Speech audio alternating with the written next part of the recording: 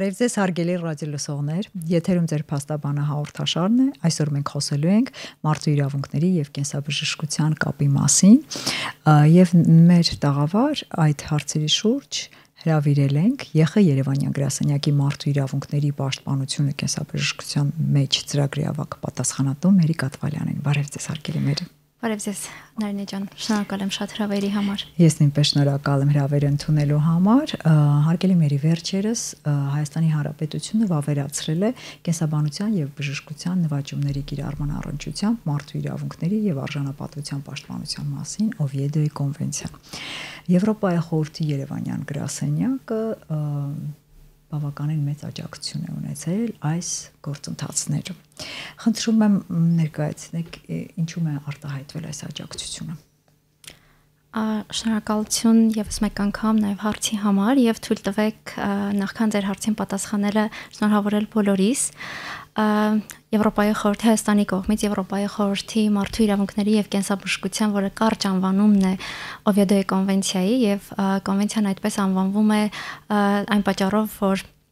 ընդունվել է ստորագրման համար բացվել է Իսպանիայի Օվիեդո քաղաքում եւ այդտեղից էլ գալիս է կարճ անվանումը Օվիեդոյի կոնվենցիան, որովհետեւ կոնվենցիայի վավերացմամբ Հայաստանը միանում է առողջապահության բնագավառում մարդու իրավունքների պաշտպանության իրավաբանորեն պարտադիր ուժ ունեցող առաջին եւ դեռևս միակ միջազգային գործիքին, որը երաշխավորում է առողջապահության ոլորտում մարդու իրավունքներն ու արժանապատվությունը, եւ սրանով մեր պետությունը վերահաստատում է իր հանձնառությունը պաշտպանելու մարդու արժանապատվությունը եւ սահմանելու մարդու գերակայությունը այս անչափ կարեւոր ոլորտում։ Պատասխանելով ձեր հարցին, նշեմ, որ Եվրոպայի խորհուրդը եւ Հայաստանի Հանրապետությունը Եվրոպայի խորհրդի Հայաստանի համար իրականացվող գործողությունների ծրագրի շրջանակներում համագործակցում են մի շարք առաջնահերթ համարվող ուղղություններով, որոնք սահմանվում են երկուստեք, եւ այդ համագործակցության ուղղություններից մեկը, առաջնահերթություններից մեկը կենսաբժշկության ոլորտում մարդու իրավունքների պաշտպանությունն է։ Եվ մեր ծրագրի շրջանակներում մենք աջակցել եւ շարունակում ենք աջակցել մեր գործընկերներին ազգային համապատասխանեցնելու առողջապահության ոլորտի օրենսդրությունը եվրոպական ստանդարտներին, որոնք ամրագրված են Օվիեդոյի կոնվենցիայով։ Միաժամանակ նաեւ զուգահեռ այդ օրենսդրության բարելավմանը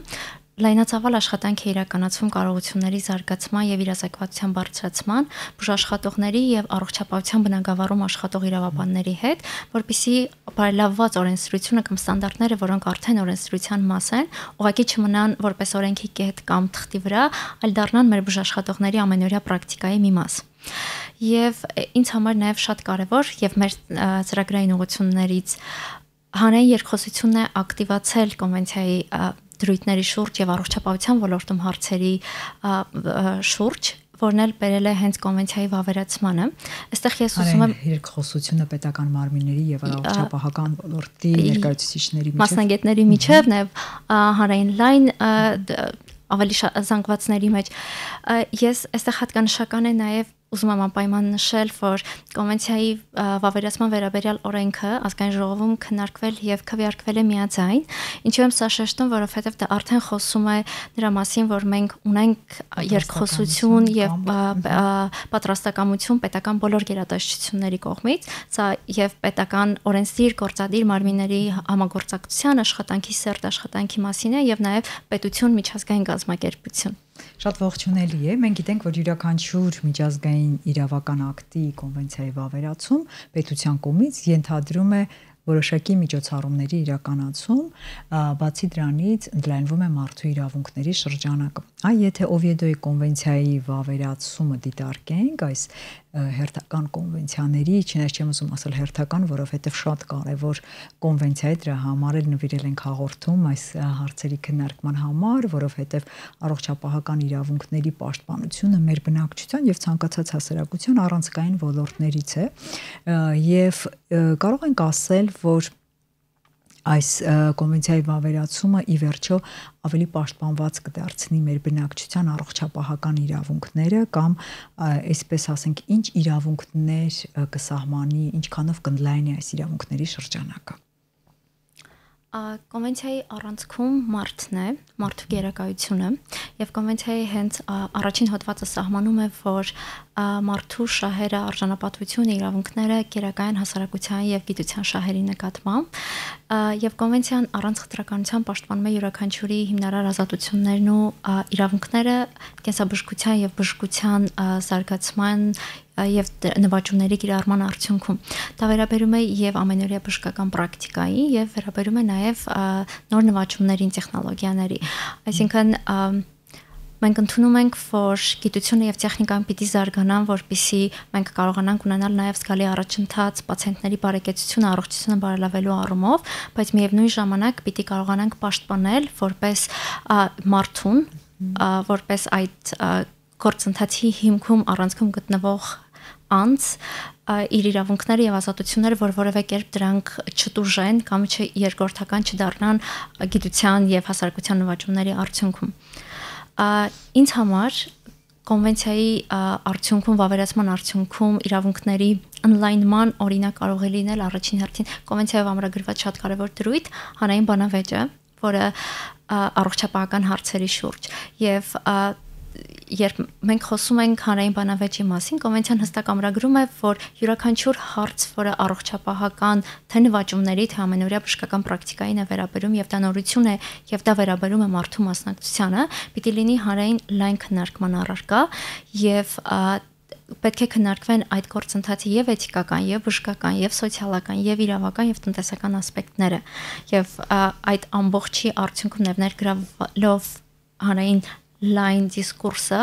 քննարկումը նոր պետք է որոշում կայացվի։ Այսինքն կարող ենք ասել, որ առողջապահական ոլորտում յուրաքանչյուր նոր օրենքի ընդունում, իհարկե մենք ունենք այդ համակարգի դրաֆտի միջոցով, զուտ տեխնիկական իմաստով եմ ասում, հնարավորություն է հանրության մասնակցության համար կարծիքների ներկայացման։ Կարող ենք ասել, որ սա եւս լրացուցիչ գործիքակազմ է, որ ցանկացած փոփոխություն այդ հանրային դիսկուրսը ել ավելի առանցքային է դարձնելու եւ այստեղ կարող է օրինակ, չգիտեմ,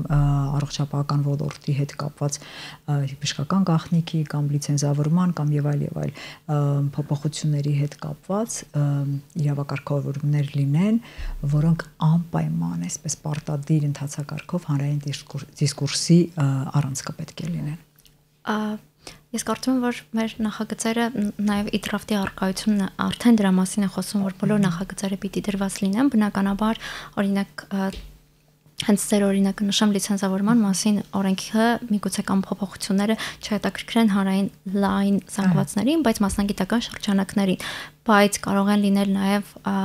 օրենքներ կամ նախագծեր, որոնք վերաբերում են բոլորին մեր ամբողջ ազգաբնակչության, իրենց առողջությանը, բնականաբար դրանք պետք է քննարկվեն։ Եվ սա շատ լավ հնարավորություն է նաև, որպեսզի մենք կարողանանք մեր երկրում բարձրացնել առողջապահական գրագիտության մակարդակը եւ նաև բոլորիս պատասխանատվությունը, որովհետեւ մեր առողջությանը հետևելը առաջին հերթին մեր պարտականությունն է, պատասխանատվությունը, հետո նոր արդեն համակարգին է։ Եվ պետությանը ինչ խոսք։ Կարող ենք ասել, որ կոնվենցիան այս առումով եւս, քանի որ մարդու իրավունքներ եւ կենսաբժշկությունն այդ կապն է ապահովում, կարող են նպաստել ի վերջո յուրաքանչյուրիս առողջապահական գիտելիքների ձեռքբերման այդ գործընթացը ավելի դյուրին դարձնելու, մեխանիզմներ նախատեսելու, չէ՞ որ երբեմն մենք բժշկին այցելելով կամ բժշկական բնույթի խնդիրներ ունենալով, դրանք լինեն մինիմալ, թե ավելի այսպես նշանակալի, երբեմն բժիշկներից չենք ստանում այն համապատասխան տեղեկատվությունը, որի կարիքը մենք յուրաքանչյուրս ունենք, որովհետև առավել եւս մասնագետ չենք։ Այստեղ իրավական մեխանիզմը մենք ունենք փոփոխություններ, տարբեր իրազեկված համաձայնություն, չէ՞ որ նաեւ այդ դրանց կողքին կարիք ունենք ստանալու, մենք պարտավոր ենք այո հետևել մեր առողջությանը, բայց նաև իրավունք ունենք ստանալու, չգիտեմ, օրինակ դեղորայքային բուժման հետևանքով դրանց վատ բացասական հետևանքների մասին, բայց ցավոք բժիշկները հաճախ այդ մասին մեզ չեն էլ հայտնում։ Միանշանակ համաձայն եմ ձեզ հետ, մենք իրազեկված պացիենտի իրազեկված համաձայնության ոլորտում մեր օրենսդրությունը շատ լավ մշակված է եւ ծրագրի շրջանակներում իրականացված վերլուծությունը ազգային օրենսդրության եւ կոնվենցիայի դրույթների համապատասխանության եւս ցույց տվեց, որ մենք հակասություն կոնվենցիայի դրույթների եւ օրենսդրության մեջ չունենք այդ ոլորտում, բայց այնուամենայնիվ կան հասկացություններ, որոնք օրինակ հստակեցման եւ ավելի լավ կարգավորման կարիք ունեն։ Երբ մենք խոսում ենք պացիենտի իրազեկված համաձայնության մասին, կոնվենցիան հստակ մատնանշում է, որ պացիենտի համաձայնությունը համարվում է կամավոր եւ ազատ տրված, եթե դա տրվել է բուժաշխատողի կողմից օբյեկտիվորեն հստակ ամբողջական տրված ինֆորմացիայի հիման վրա։ Ընդ որում այդ ինֆորմացիան պետք է ներառի միջամտության ամբողջ նկարագրությունը, միջամտության հնարավոր հետևանքները, ռիսկերը, այլընտրանքը տվյալ միջամտությանը եւ բոլոր, այսինքն ամբողջությամբ պետք է ներկայացվի, որի հիման վրա պացիենտը կայացնի որոշում, միջամտությանը համաձայն է թե չէ։ Եվ նաեւ այստեղ շատ կարեւոր է, որ կոնվենցիան ամրագրում է, որ այդ ինֆորմացիան պետք է տրվի պացիենտին իրեն հասկանալի լեզվով։ Այստեղ հենց վերադառնում ենք ձեր ասացին, որ մենք ունենք բնականաբար ոչ բոլորս կարող ենք խոսալ բժշկական տերմիններով, ոչ բոլորս ունենք առողջապահական գրագիտության նույն մակարդակը, բայց այն տեղեկատվությունը, որը որ պիտի տրվի պացիենտին, դա պիտի լինի իր համար հասկանալի եւ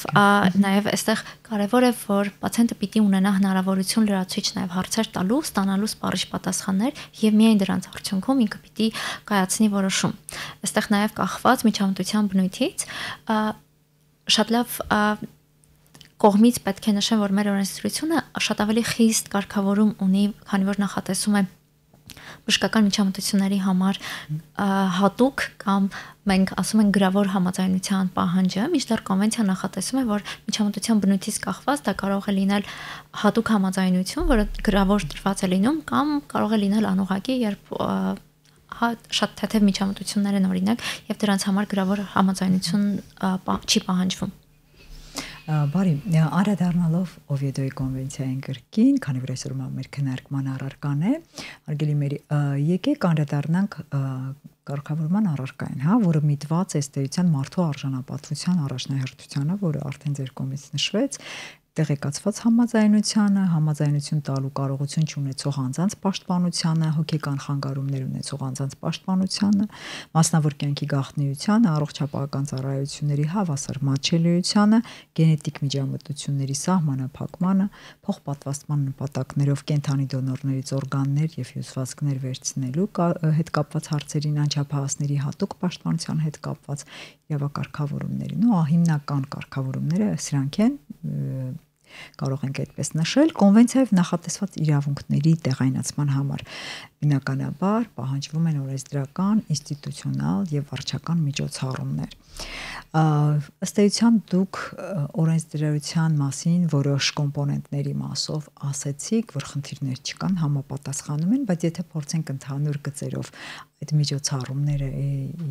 միջոցառումներ ասել, օրենսդրական, ինստիտուցիոնալ, վարչական, որոնք են դրանք լինելու, ինչ փոփոխություններ կարող են լինել կոնվենցիայի վավերացումից հետո։ Նորից նշեմ, որ մենք մեր օրենսդրությունը մեծամասամբ համապատասխանում է կոնվենցիայի դրույթներին, մենք ունենք ընդամենը մեկ հակասություն կոնվենցիայի դրույթների եւ օրենսդրության, ազգային օրենսդրության մեջ, որը վերաբերում է վերարտադրողական առողջությանը եւ վերարտադրողական իրավունքներին։ Մեր օրենսդրությունը 2021 թվականից մարդու վերարտադրողական առողջության եւ վերարտադրողական իրավունքների մասին օրենքում թույլատրում է ընտանիքում 3 եւ ավել նույն սեռ ունեցող երեխաների առկայության պարագայում ընտրել 4-րդ երեխայի սեռը։ Կոնվենցիան կտրականապես արգելում է սեռի ընտրությունը երեխայի, եթե դա պայմանավորված չի գենետիկական կամ ժառանգական հիմքով որևէ հիվանդության, որը կապված է սեռի հետ։ Բացի այդ փոփոխությունից եւ այսինքն դա ընթացքում պետք է փոփոխության ենթարկվի եւ 3 լինի թե ավել երեխաներ, այստեղ որևէ ձևով չի փոխելու սեռային պատկանելիության որոշումը, այդ ողջ գործընթացում։ Այո, մենք ստորագրել եւ ավերացրել ենք կոնվենցիան այդ մեկ հոդվածից վերապահումով, բայց բնականաբար պետությունը ցանկացած պահի, երբ օրենսդրությունը վերանայի կամ դա լինի քաղաքականություն, այնպեսին լինի, որ օրենսդրությունը վերանայվելու է, կարող է այդ հոդվածի վերապահումը հանել, դա բոլոր դեպքերում զարգացումներից է կախված։ Բնականաբար։ Ինչ վերաբերում է մյուս ոլորտներին, բնականաբար մենք ունենք շատ ավելի հստակեցնելու տեղեր, որովհետև կոնվենցիայով կրկին ամրագրված է, որ պետությունները պետք է աշխատեն անընդհատ։ Գիտությունը եւ տեխնիկան զարգանում են ամեն օր, բնականաբար դրան զուգահեռ պետք է նաեւ մենք կարողանանք այդ փոփոխություններին հարմարվել, որպեսզի ելի առանցքում կարողանանք պահել մարդուն, պացիենտին։ Փոփոխությունների մասով օրենսդրական ես շատ ուրախ եմ նշել, որ ունենք շատ սերտ համագործակցություն պետության հետ, ազգային գործընկերների հետ եւ փոփոխությունները օրենսդրության սկսվել են մինչեւ վավերացում, այսինքն դա եղել է օրգանիկ process, նույն բժշկական գաղտնիքի կարգավորումների մասով, նույն ինչպես դուք նշեցիք, օրգանների հյուսվածքների փոխպատվաստման մասով, կենթանի դոնորից օրգանների հյուսվածքներ վերցնելու կարգավորումները իհարկե կոնվենցիան նախապատվությունը տալիս է դիակային դոնորությանը եւ կենթանի դոնորից կարելի է վերցնել, եթե դիակային դոնորությունը հնարավոր չի, այդ կարգավորումների վերաբերյալ արդեն մենք ազգային գործընկերների հետ աշխատում ենք եւ նախորդ տարվա ընթացքում էլ հենց կարգավորումները ընդունվեցին։ Ինստիտուցիոնալ առումով մենք ունենք Հայաստանում առաջին անգամ ստեղծված բուժաշխատողների մասնագիտական էթիկայի կանոնների քննող հանձնաժողովը, որը ստեղծվել է եւ ինստիտուցիոնալ մեծ փոփոխություն է, ընդ որում դա ոչ միայն մարմին է, որը ուղղակի քննելու է էթիկայի կանոնների խախտումները, այլ համակարգային փոփոխություն է առաջ բերելու, որովհետեւ ցանկացած որոշում, որը կայացվում է մեկ դեպքի հիմքով, դրանք բերում են համակարգային փոփոխություն որևէ, այսինքն առաջարկությունները, որը ներկայացվում է լիազոր մարմնին, առաջարկություն է համակարգային փոփոխություն առաջացնելու։ Բնականաբար այդ փոփոխությունները բերելու են նաև վարչական փոփոխությունների։ Շատ կարևոր հանգամանք եմ ուզում նշել, որ Օվիեդոյի կոնվենցիան հանդիսանում է ռեֆերենս գործիք մարդու իրավունքների եվրոպական դատարանի համար եւ դատարանը հիմք է ընդունում հատկապես նման գործերի քննության վճիռների կայացման համար։ Մեր ծրագրի շրջանակներում մենք ունենք այս պահին երկու վճիռ, որի շրջանակներում կրկին աջակցում ենք, փորձում ենք աշխատել մեր գործընկերների հետ, Նիկոլյանն ընդդեմ Հայաստանի վճռով եւ Բոթյանն ընդդեմ Հայաստանի, մեկը վերաբերում է նաեւ անգործնակություն ունեցող անձանց համաձայնության խնդիրներին, որը դուք նշեցիք, եւ երկրորդը արդեն մասնագիտական չափանիշների ստանդարտների վերաբերյալ վճռի եւ Հայաստանի կողմից փոփոխությունների օրենսդրական ինստիտուցիոնալ փոփոխությունների կարիքն է, որի կարգավորման արդյունքում օրինակ մենք հնարավոր է ունենանք ոչ նյութական վնասի փոխհատուցման մեխանիզմ, որը բնականաբար բերելու է եւ ինստիտուցիոնալ փոփոխության եւ նաեւ վարչական որոշակի փոփոխությունների առաջացնում։ Շատ կարևոր են այդ փոփոխությունները, որոնք նաև մատնանշված գործերով հաստատ իրենց տեղը գտնելու են եւ արդեն իսկ կարելի է մատնանշել եւ ես հիշեցնեմ մեր ռադիոլսողներին, որ այսօր ձեր փաստաբանը հաղորդաշարի եթերում մենք զրուցում ենք մարդու իրավունքների եւ կենսաբժշկության այս համատեքստում Օվիեդոյի կոնվենցիայի վավերացման կարևորության մասին, ինչ է ներկայացնում Օվիեդոյի կոնվենցիան, ինչ իրավունքների կարգավորմանն է միտված առողջապահական ոլորտում եւ այդ նպատակով մեր տաղավար ենք հրավիրել Եվրոպայի խորհրդի Երևանյան գրասենյակի մարդու իրավունքների պաշտպանությունը կենսաբժշկության մեջ ծրագրի ավագ պատասխանատու Մերի Կատվալյանին։ Արգելի Մերի, շարունակելով մեր զրույցը, այսպիսի մի հարց։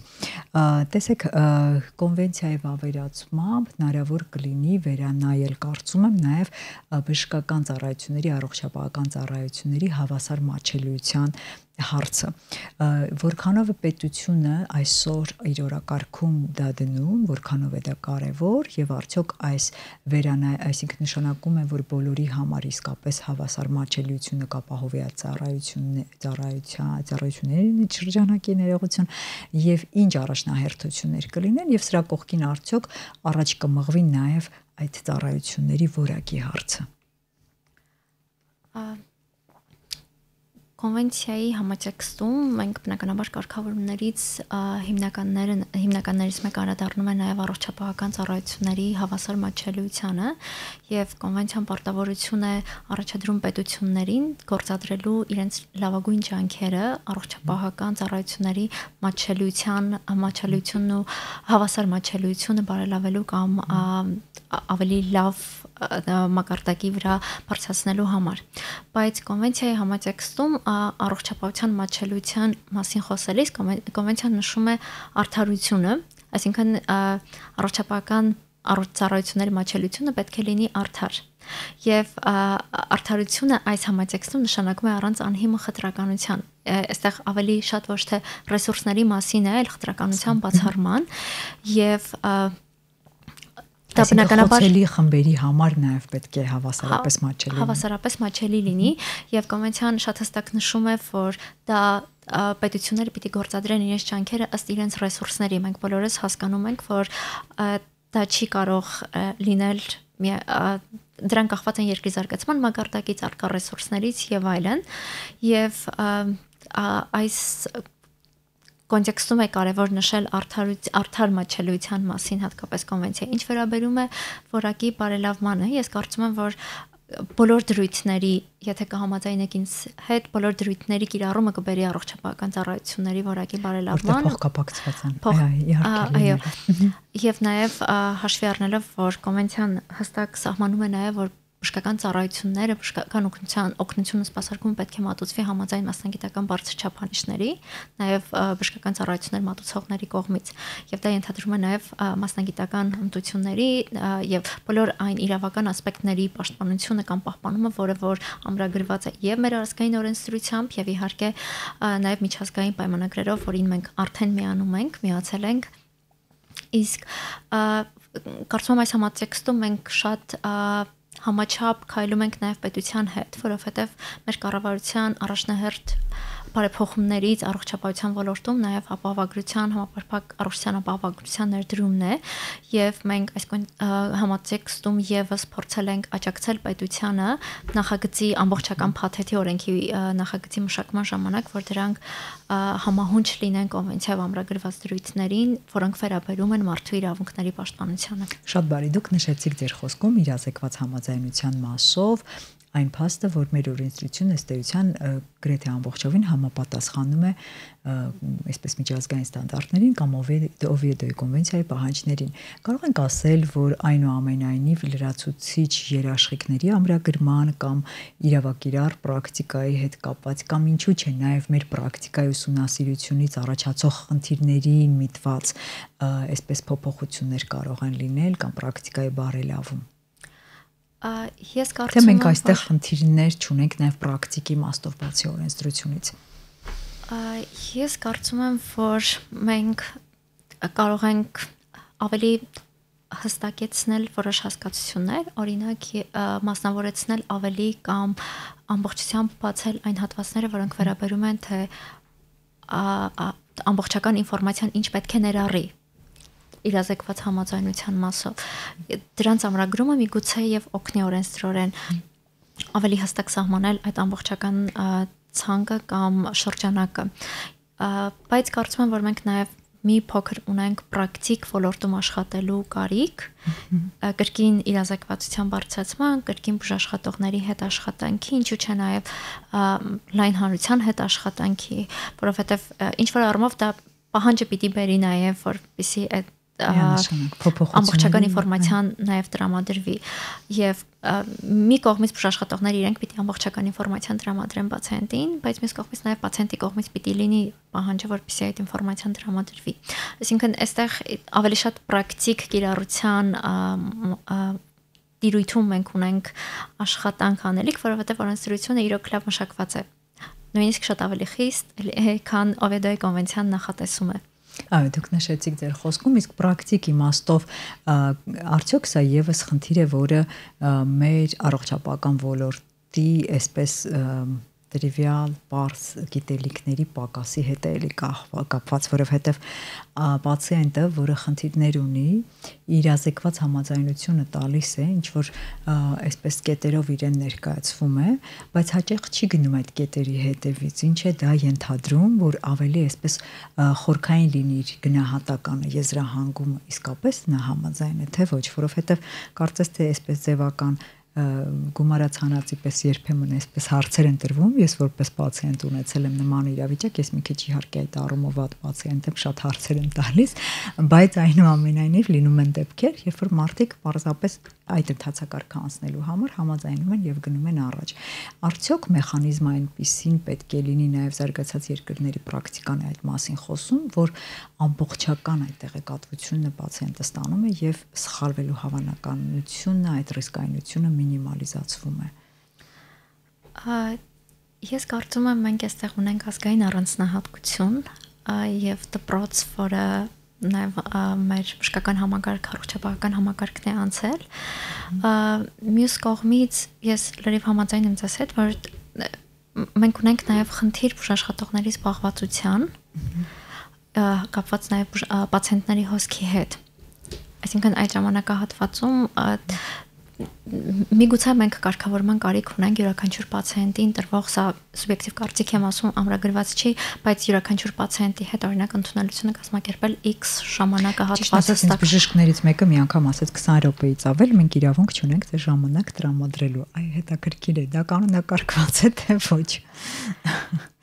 Ամեն դեպքում ես իհարկե իրավաբան եմ, բայց ոչ բուժ ոլորտի, դրա համար չեմ կարող պնդել, բայց կարծես թե նման միգուցե ներքին կանոնակարգերով է, ոչ իրավական ակտերով։ Դա ուզում նշել, որ հիվանդանոցի միգուցե ներքին կանոնակարգն է, բայց եթե պացիենտը ունի հարցեր, սպառիչ պատասխաններ պիտի տրվեն մինչև միջամտությանը։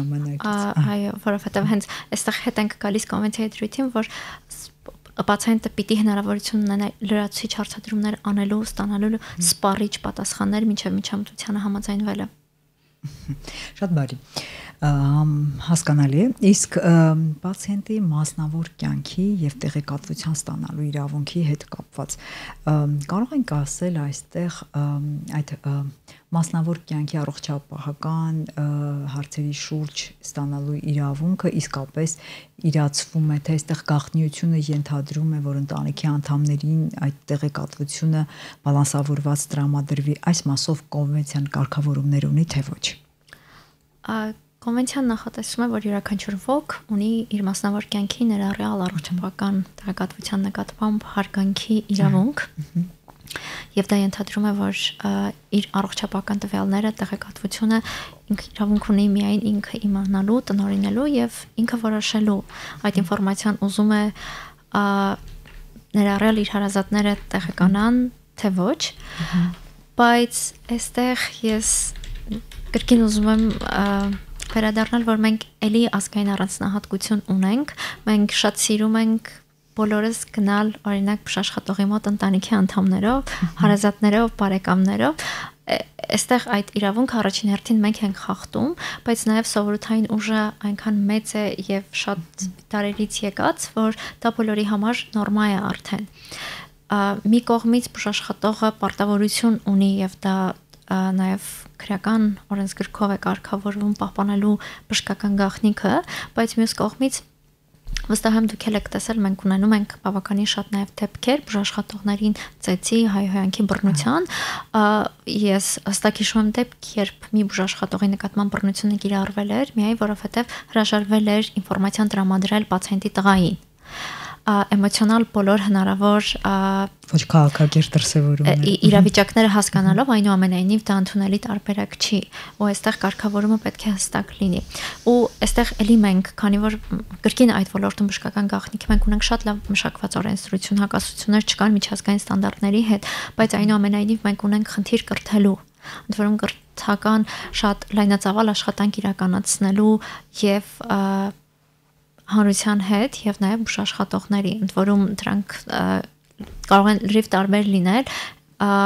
մի պարագայում հա բուժաշխատողների դեպքում դա իրավական պատասխանատվություն է ենթադրում պացիենտներին նշելով որ այդ ինֆորմացիան միայն իրենց անձնականն է բայց ես նաեւ հավատում եմ եւ գիտեմ որ դա շատ երկար ժամանակ է խլելու, պահանջելու, վարքագծային փոփոխության հասնելու համար։ Ես ես այդ համաձայն եմ եւ երևի թե վերջին հարցը, քանի որ այսպես հաղորդումը մոտենում էր ավարտին, Օվիեդոյի կոնվենցիան իրավաբանորեն պարտադիր ակտ է, հա, այսպես գործիքակազմ է։ Ինչ է սա նշանակում, որ եվրոպական կոնվենցիայի մասամբ անդրադարձանք կարծես թե հիմք կլինի դիմելու նաեւ միետ եւ հղում կատարելու այս կոնվենցիային եւ ներպետական պրակտիկային ոտնահարված իրավունքներին եւ արդյոք արդեն ծրագրերը արվում են այս մասով դուք իհարկե գործերի մասով նշեցիք բայց անհատական մակարդակով միգուցե հետագայում հնարավորություն լինի խորհրդատվություն ապահովել քաղաքացիների համար որովհետեւ այո հանձնաժողովը շատ լավ գործիքակազմ է բայց նաեւ ինչու՞ չէ եթե գա առաջանա կամ անհրաժեշտությունը դրա դիմելու եվրոպական դատարան եւ ինչ ձևով այսպես օգտագործելու կամ իրացնելու այս իրավունքը քաղաքացիների կողմից։ Մեր քաղաքացիները կարող են դիմել իհարկե ազգային ներպետական բոլորացյանները անցնելուց հետո մարդու իրավունքների եվրոպական դատարան, երբ խոսում ենք նրա մասին, որ կոնվենցիան հանդիսանում է ռեֆերենս գործիք, հանդիսանում է միեդի համար, ոչ մեր քաղաքացիների, միեդի համար է հանդիսանում, այսինքն մեր քաղաքացիները մեր կոնվենցիայի, Օվիեդոյի կոնվենցիայի դրույթների հետ կապված չեն կարող դիմել միեդ, բայց միեդը բնականաբար օգտագործելու է այն մեկնաբանությունները, որը որ տալիս է Օվիեդոյի կոնվենցիան եւ իր բացատրական զեկույցը, որտեղ կոնվենցիան շատ կարճանադառնում է հոդվածներով, բայց իր բացատրական զեկույցը, որը կարծում եմ նաեւ շատ օգտակար կլինի մեր բուժաշխատողների եւ իրավաբանների համար, եւ նաեւ որոշում կայացնողների բուժաշխատողների համար եվրոպական դատարանի նախադեպային իրավունքի, միգուցե կյանքի իրավունքի, մասնավոր կյանքի իրավունքի այստեղ համատեքստում բնականաբար կարող են դա կիրառել եւ որոշումները կայացվեն, վճիռները կայացվեն նաեւ հիմք ընդունելով այն կարգավորումները, որը որ տալիս է կոնվենցիան։ Շատ կարևոր զրույց էր եւ այսպես ես ամեն դեպքում հույսեր եմ փայփայում, որ այն միջազգային ստանդարտները, որ մարդկությանը դեպի ավելի պաշտպանված հանրություն է տալիս, դեպի իրավունքների արդյունավետ պաշտպանության մեխանիզմներ է տանում, որոնց մաս ենք նաեւ մենք դառնում տարբեր կոնվենցիաների վավերացմամբ, այս կոնվենցիան եւս այդ հիմքերից մեկը կհանդիսանա եւ մենք կունենանք ավելի այսպես արդյունավետ իրացված իրավունք նաեւ կենսաբժշկության ոլորտում։ Ես հաջողություններ եմ մաղթում ձեր տարբեր ծրագրերի իրականացմամբ հեռահար եւ կարճաժամկետ նպատակների համար։ Շնորհակալություն եմ հայտնում եւ հիշեցնեմ մեր ռադիոլսողներին, որ այսօր ձեր փաստաբանը հաղորդաշարի եթերում մենք զրուցում ենք մարդու իրավունքների եւ կենսաբժշկության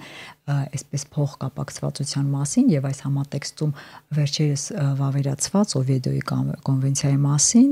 որը որ ըստ էության ամրագրում է կենսաբանության եւ բժշկության նվաճումների կիրառման առնչությամբ մարդու իրավունքների եւ արժանապատվության պաշտպանության հարցերին եւ մեր հյուրներ Երևանյան Եվրոպայի խորհրդի Երևանյան գրասենյակի մարդու իրավունքների պաշտպանությունը կենսաբժշկության մեջ ծրագրի ավագ պատասխանատու Մերիկ Ատվալյանը, շնորհակալություն եմ հայտնում։ Ես էլ եմ շնորհակալ։ Եվ հիշեցնեմ ձեզ հետ էր հաղորդման հեղինակ եւ վարող Նարինե Սոլոմոնյանը։ Ցտեսություն։